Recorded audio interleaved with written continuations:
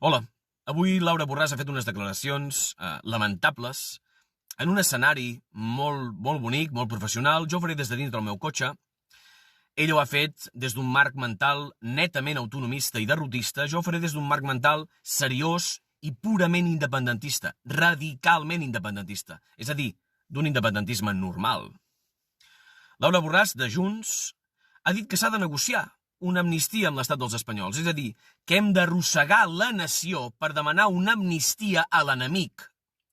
Després d'un judici farsa, després d'una presó de 3 o 4 anys, després dels cops a la gent del 1 d'octubre, després de l'exili, després de les detencions de milers d'independentistes, hem d'anar els catalans a negociar una amnistia amb qui ens vol fer desaparèixer com a nació. Doncs miri, senyora Borràs, no. Això és autonomisme perdedor. No passarà. No ho farem. Aquí aquest joc no hi jugarem, perquè sempre el perdrem. Però és que hi ha una cosa més lamentable encara. Laura Borràs ha dit que s'ha de negociar l'exercici de l'autodeterminació amb els espanyols, amb l'estat dels espanyols. Miri, un dret humà, un dret dels pobles, com l'exercici de l'autodeterminació, no es negocia amb ningú, però menys amb un estat protofeixista com el dels espanyols.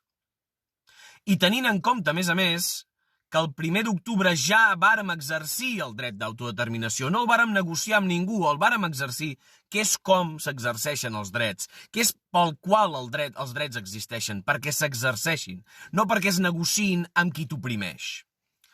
Aquesta mentalitat de Junts, de Laura Borràs, de Pere Aragonès, d'Esquerra Republicana, de la gent de la CUP és exactament la mateixa. Portar-nos una vegada i una altra a la derrota i fer-nos donar voltes a la sínia dels perdedors. Ja n'hi ha prou d'aquest derrotisme i d'aquest autonomisme practicant i mesell. I és hora de Força Catalunya i les forces que poden entrar al Parlament a fer independentisme de veritat del qual us sentiu orgullosos.